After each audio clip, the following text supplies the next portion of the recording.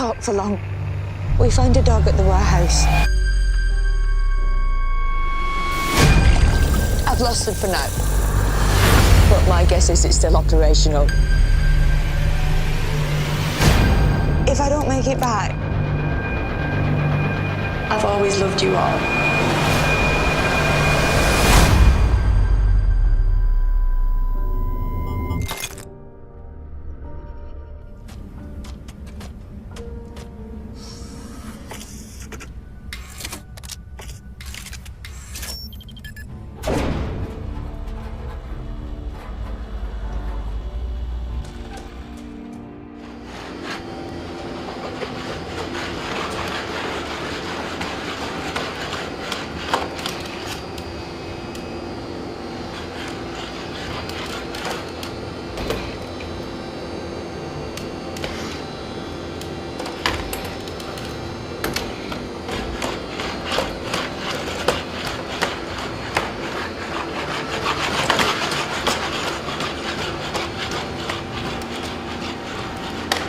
Welcome back to Calculated Confusion Exposed. In the first clip you can see that Black Mirror, a show on Netflix, is using predictive programming to their audience of what is to come. Today we will look further into Boston Dynamics and how their inventions will be used as a tool of control in society. This is the evolution of Boston Dynamics robots. Boston Dynamics was founded in 1992. The company started off by creating realistic 3D computer simulations for aircraft launch operations for the Navy, but not long after, they started making physical robots. The first robot Boston Dynamics created was the Big Dog in 2005. The robot was designed to be able to carry heavy gear for soldiers in terrains too rough for vehicles. Instead of wheels, it had 4 legs, allowing it to move across surfaces that would defeat wheels. Big Dog was 3 feet long and stood 2.5 feet tall, making it about the size of a small mule.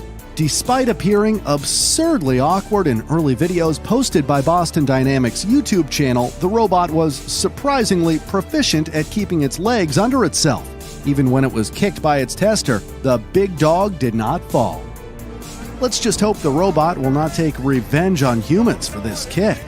Big Dog was able to carry 340 pounds and climb at a 35-degree incline. It was constantly tested by the military to make sure it could be used in combat. In 2010, Big Dog was improved. It could run at 5 miles per hour and handle different terrains. Nonetheless, the robot still appeared very awkward. Throughout the years, Boston Dynamics kept testing and improving Big Dog. Multiple iterations were made, including Little Dog, which just looks like a legged Wi-Fi router. Big Dog Olé, which hopefully one day can replace the tortured bulls in Spain. The Christmas versions of Big Dog are putting reindeer out of their jobs. Plot twist, the woman is a robot too. Alpha Dog, which could carry 400 pounds of payload on 20-mile missions in rough terrain.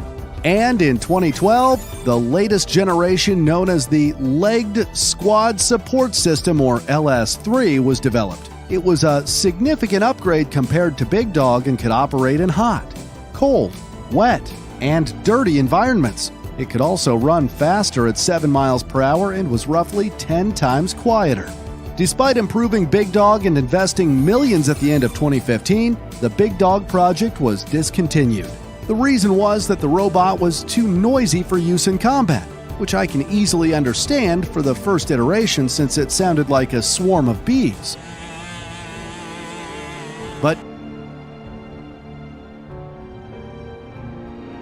Original Spot, which has since become Spot Classic, became a turning point in Boston Dynamics' robot evolution. It was designed for both indoor and outdoor operations, weighing in at around 160 pounds. It was faster, smaller, and more agile than the Big Dog models that came before it. The size reduction came from using an electronic instead of gas engine to power its hydraulic system.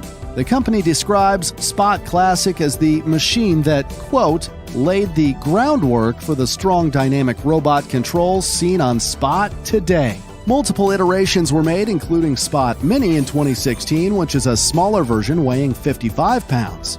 The name was later changed to just Spot as it became the flagship design for the Spot model.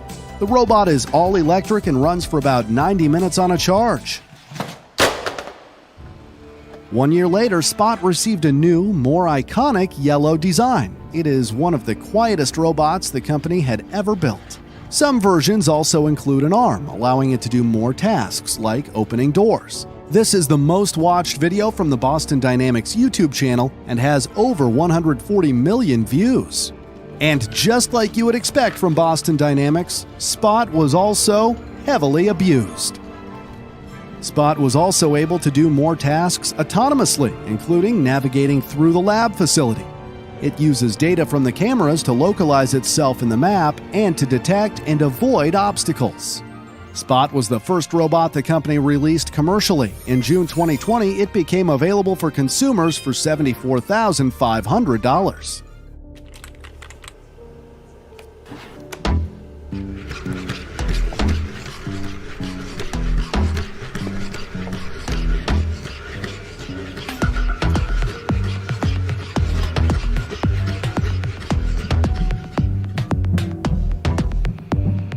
Spot has already been used in hospitals, police, and fire departments, and construction sites. The robot is used for a huge variety of applications. It can autonomously collect data, capture and monitor sites, carry up to 14 kilograms of equipment, explore terrains, and it can also be used for custom tasks.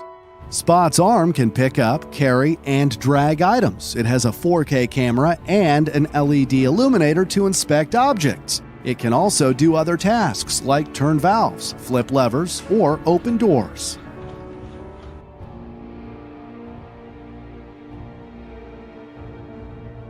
£100, 4 legs, but is it man's best friend? This ground drone, known as a robo-dog, could soon be patrolling our nation's southwest border. The federal government partnering with Ghost Robotics, testing out robo-dogs to potentially assist customs in border protection. A statement from the Department of Homeland Security reads, "The goal of the program is to leverage technology to force multiply the CBP presence, as well as reduce human exposure to life-threatening hazards." Gavin Kennelly, Chief Product Officer at Ghost Robotics, says the dogs can traverse all types of natural terrain, as well as human-built environments. Agent Brett Becker of the CBP Innovation Team explaining the dogs could help agents not only avoid that sort of terrain, but those who wish to do them harm. Instead of fixing our immigration systems, understanding the pushes and pulls of the immigration process and try to actually fix what is broken, we continue to invest in this enforcement-only approach that includes this technology. Not everybody sees the dogs as a solution. That's a fallacy. That is not going to help to resolve the situation that we have at the border.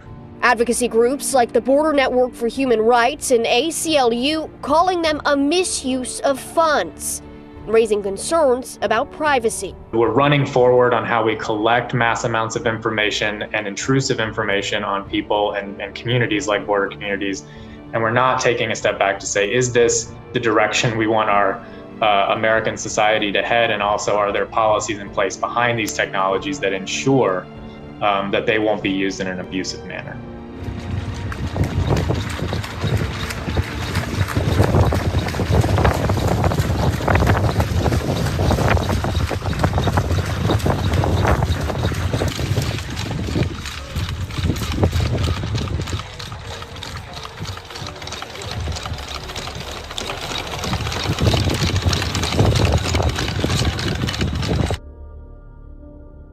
Okay, so that's a little bit weird, right? And then it gets sort of, did anyone else think it was ominous as it gets closer and the noise is it's getting louder as it hunts you? Well, the issue is that it's even scarier than it looks because those are being tested to patrol the border. The US says they're using these robotic patrol dogs along its frontier with Mexico that it says could provide mechanical reinforcements for border guards, in a move criticized by a leading domestic rights group as a civil liberties disaster. So the time has come for the federal government to step in. This robotic dog, seen in Kips Bay earlier in April, has lawmakers criticizing the NYPD. Congressman Richie Torres announcing today he is introducing new federal legislation that would require police departments receiving federal money to report use of surveillance technology to the Department of Homeland Security and Congress. The NYPD refuses to give elected officials the information we need to manage the impact of surveillance technology on our most fundamental freedoms. The NYPD calls it DigiDog. Developed by the robotics company Boston Dynamics, its price tag is at least $74,000. It has lights, a camera, and a two-way communication system. This is digital stop and frisk, nothing less.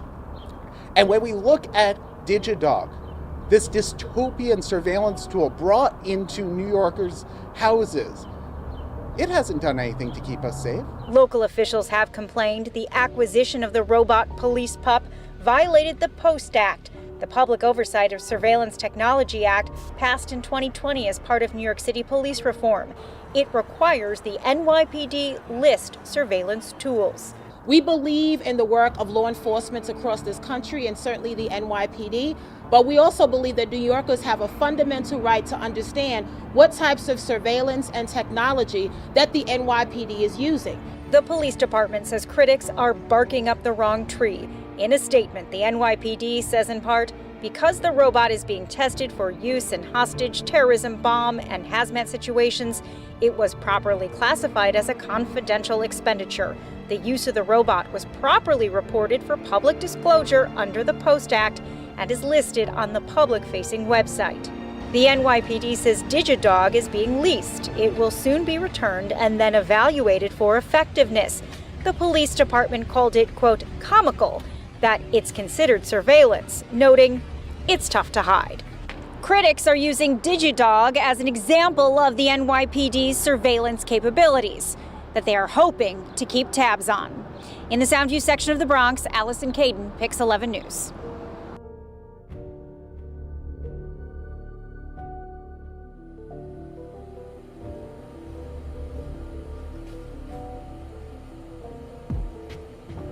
Let's keep Singapore healthy.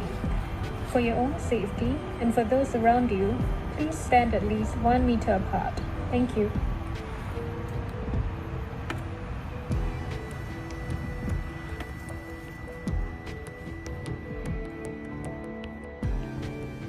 We started out using Spot in a variety of hazardous environments like refineries and electric power plants. But now that this pandemic is on, people realize that there's lots of situations where you'd rather not have human contact, and so the robots come in there and been a useful tool.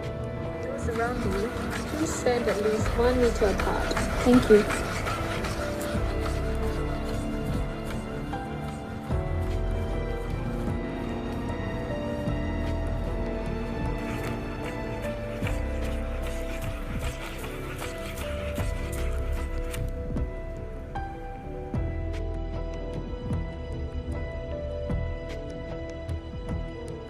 The robot can operate itself, but a human can be at a station and steer it this way or that way, and they can also see the some of the imagery from the robot. On its back we have a camera that they use.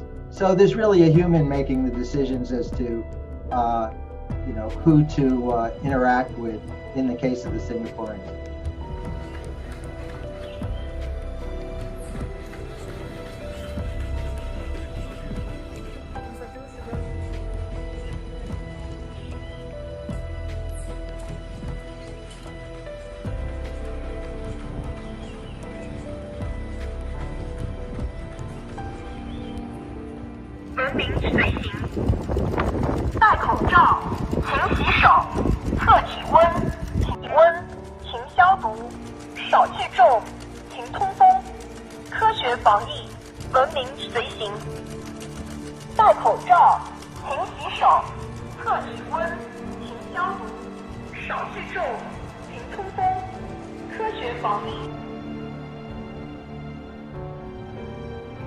Dynamics has changed ownership multiple times.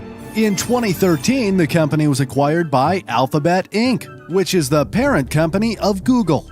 In 2017, the company was sold to Japan's SoftBank Group, and in 2020, Hyundai Motor Group acquired an 80% stake in the company for approximately $880 million. In 2021, they also decided to buy the other 20%, paying in total $1.1 billion to acquire Boston Dynamics.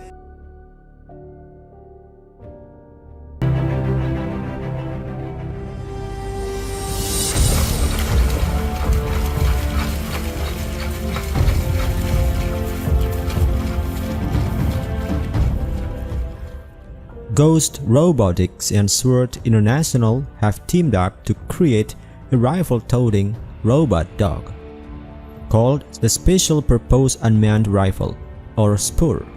The system adds a 6.5mm Creedmoor rifle from Sword to one of Ghost Robotics' quadrupedal unmanned ground vehicles, or QUGVs.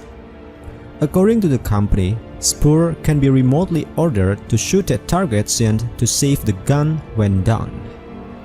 This appears to be the first example of one of these unmanned systems with an actual weapon mounted on it. Unarmed examples of the QUGV are notably already in limited use with the U.S. Air Force's 325th Security Forces Squadron at Tyndall Air Force Base in Florida and are being tested by other units within that service. The Sword Defense Systems Special Purpose Unmanned Rifle, or SPUR, was specifically designed to offer precision fire from unmanned platforms such as the Ghost Robotics Vision 60 quadruped. Featuring safe, chamber, clear, and fire capabilities that allows for safe and reliable deployment of the weapon system, providing the operator an ability to load and save the weapon at a distance. Boston Dynamics, Ghost Robotics and the companies alike are not only working on just robot dogs, of course. Let's play some more of the clip from Flatwire to look into these other endeavors. In 2009, Boston Dynamics started working on a human-like robot named Petman. The robot could walk at 3.2 miles per hour. Staying alive, feel the city breaking and everybody shaking. I'm staying alive, staying alive. Staying alive, staying alive.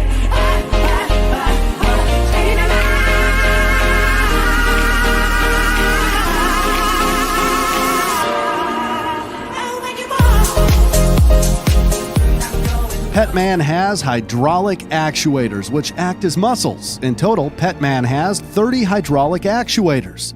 In 2011, Petman received a significant upgrade and could, besides walking, also do squats and push-ups. It's already doing better than my gym attempts. Petman, which stands for Protection Ensemble Test Mannequin, was developed for the U.S. Army, who plan to use the robot to test chemical suits and additional protective gear used by troops. It had to be capable of moving just like a real soldier with walking, running, bending, reaching, and crawling. But to make it even more human-like, it also changes the skin temperature and sweats. Next came one of the most exciting robots ever created by Boston Dynamics, named Atlas. It is a humanoid robot based on the Petman robot the company had created in 2009. Atlas is the culmination of over a decade of hydraulic humanoid robotics work at Boston Dynamics. Originated in 2013, Atlas stood 6 feet 2 inches tall and weighed 330 pounds. The company initially made the robot for the DARPA Robotics Challenge, a competition meant to accelerate robotics technology development to aid response efforts to natural and human-made disasters. The robot has undergone significant changes since its debut. In 2016, Atlas received a new design with a height of about 5 feet tall. The new version of Atlas is designed to operate both outdoors and inside buildings. It uses sensors in its body and legs to balance and LiDAR and stereo sensors in its head to avoid obstacles. Sadly, Atlas was heavily bullied and cyberbullying was taken to a whole other level. In 2017, Atlas was improved even further so that it could jump. But far more impressively, it could do a backflip. With the next generation in 2018, Atlas could run outdoors. Now he could finally escape from the physical abuse in the lab. I hope he's fine. During the development process, new techniques were developed, allowing Atlas to use its whole body with complex algorithms to calculate the speed and coordination of its movement. It learned to do parkour and could do tricks with a success rate of about 80%. You thought that was impressive? In 2021, the humanoid robot could finish a whole parkour. Man, it's crazy how fast Atlas gets developed. You might ask yourself, why did they teach the robot to do parkour? At a practical level, it's a platform for us to do R&D on.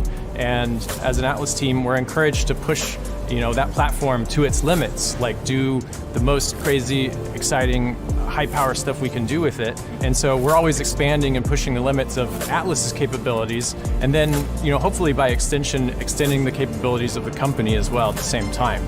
So, pushing the limits on Atlas pushed the innovation for both hardware and software that translates to all other robots at Boston Dynamics. But letting Atlas do parkour wasn't easy at all.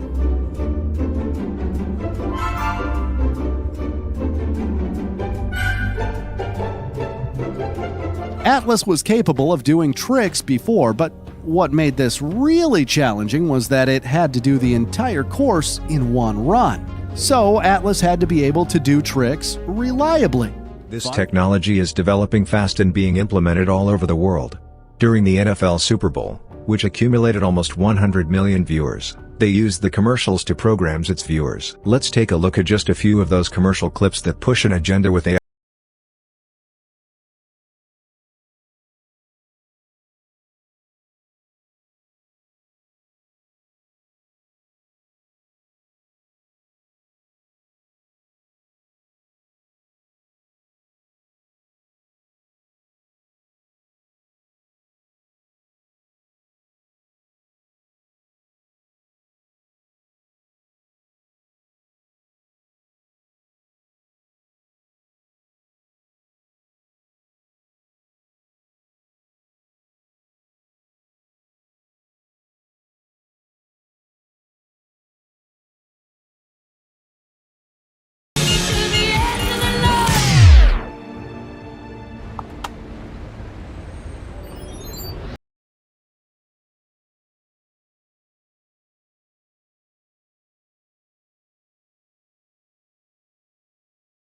That inspires.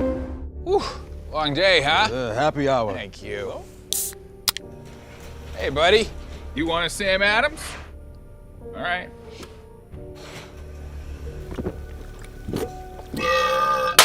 Hello. Your cousin from Boston. Wicked hazy, wicked tropical, wicked double. That's it. You guys know how to party. Get it, girl. Oh! He wasn't lying. Robot! I love you guys. I should text her, right? Take it. We're gonna live forever!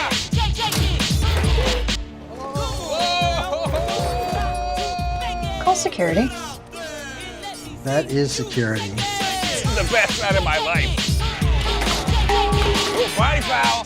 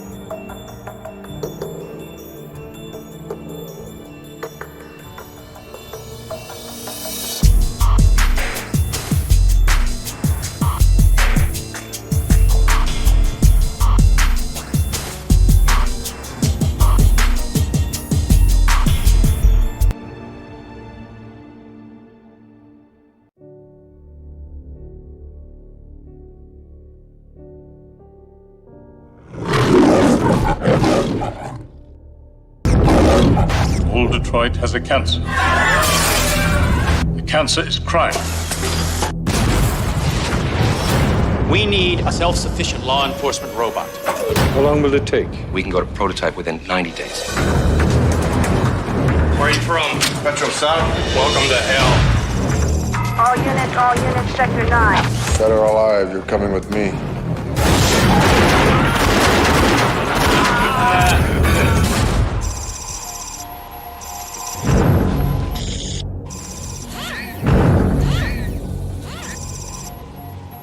You're gonna be a bad mother.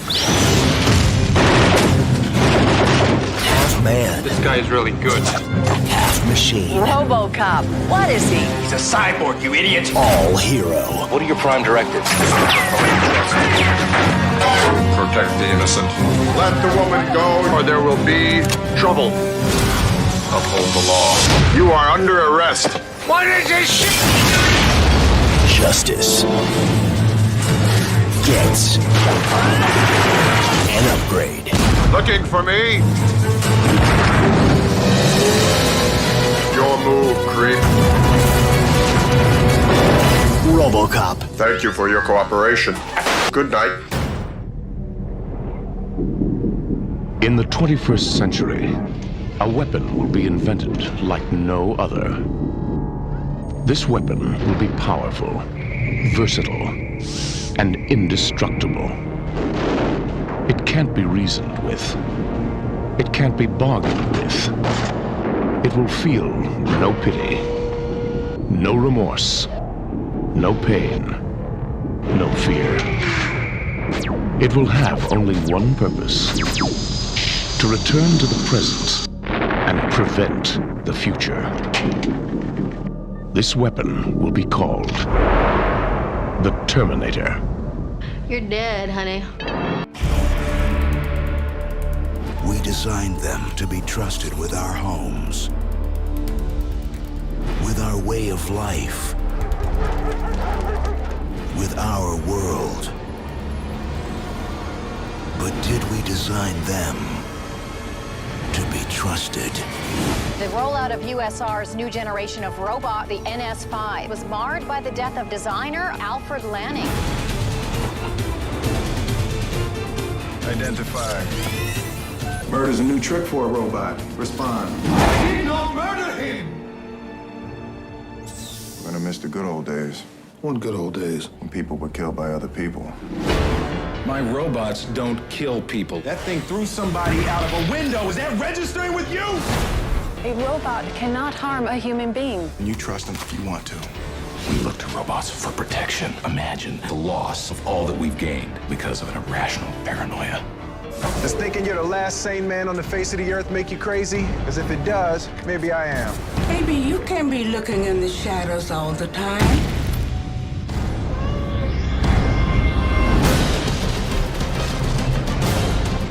You're on the inside. Help me find out what is wrong with these robots. Dr. Lanning suggested robots might naturally evolve. I was hoping to see you again, Detective. Think of me as your friend. Why didn't you just hand the world over on a silver platter? Maybe we did. We are on the eve of the largest robotic distribution in history. There will be one robot to every 5 humans. How many robots have ever committed a crime? How many robots in the world? None. There is no conspiracy. What this is one mistake. Oh, hell no.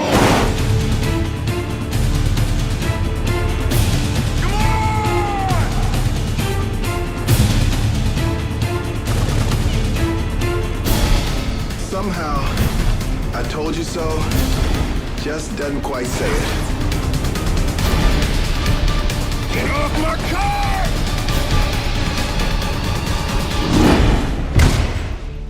I see you remain suspicious of me, Detective. You know what they say about old dogs? Not really. Gotcha. The deployment of the planet's first robotic police units became the focus of the world in 2016. Drop your weapons. You're under arrest. Vincent Moore is a former soldier. The problem with artificial intelligence is it's way too unpredictable. The Scout's creator, Dion Wilson, sees a rich future. What interests me is a machine that can think and feel.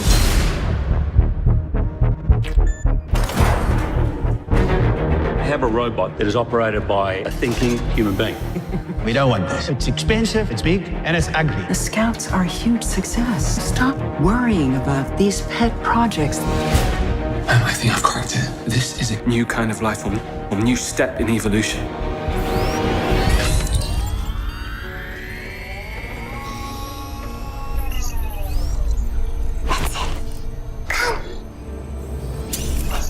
You are Chappie.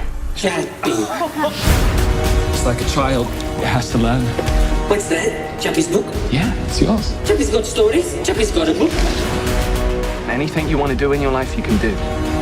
Write poetry, have original ideas. Chappie wants to paint. Wow. What in the name of the Lord? You little robot's a big problem for me. A thinking robot could be the end of mankind. Destroy that robot. Burn it to ash. There's something of great danger headed our way now.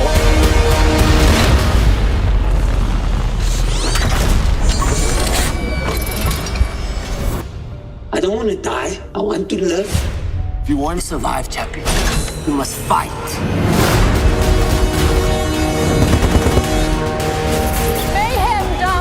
As police have begun shutting down. You hurt my people! You think you're real? You don't get away with this. He's special! I am consciousness. I am alive.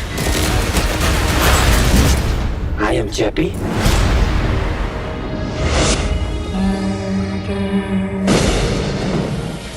Okay, Jad, what's coming? Double homicide, 1 male, 1 female. Killer's male, white, 40s. Set up a perimeter and tell them we're en route.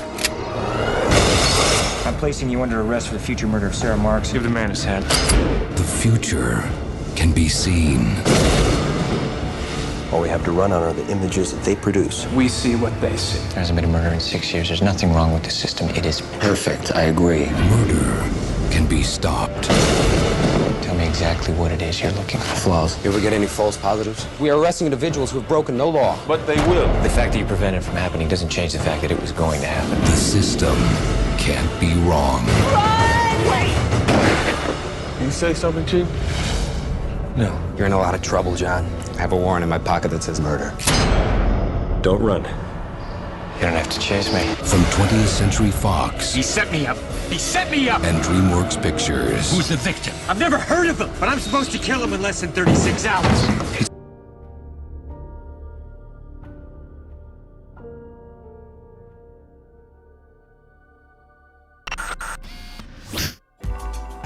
Los Angeles, California, second most populous city in the United States, spread out over 468 square miles. With nearly 4 million residents and fewer than 10,000 police officers sworn to protect and serve, keeping order is a full-time job. We are playing probabilities and putting officers in the right place at the right time. To make the most of their resources, police captains like Sean Malinowski of the LAPD and other police departments across the country are turning to a new tactic to help stop crime before it happens. It's called predictive policing. It calculates for the next 12 hours in the future what areas have the highest probability of a crime occurring. And then what we do is we provide that information to the officers, and then the officers go out and they try to prevent those crimes from occurring. The predictive policing program used by the LAPD didn't come out of a police academy. It's based on research by a team of mathematicians and social scientists at UCLA, trying to predict where and when crime is most likely to happen. I'd had these ideas that really human behavior is actually really quite predictable, and that you can study human behavior and understand where crime patterns come from in a very quantitative way. With funding from the National Science Foundation, anthropology professor Jeff Brantingham teamed up with mathematics professor Andrea Bertozzi and others to analyze crime patterns and develop computer models to simulate criminal behavior. Their crime prediction model is based on the same algorithms used to predict earthquakes and aftershocks.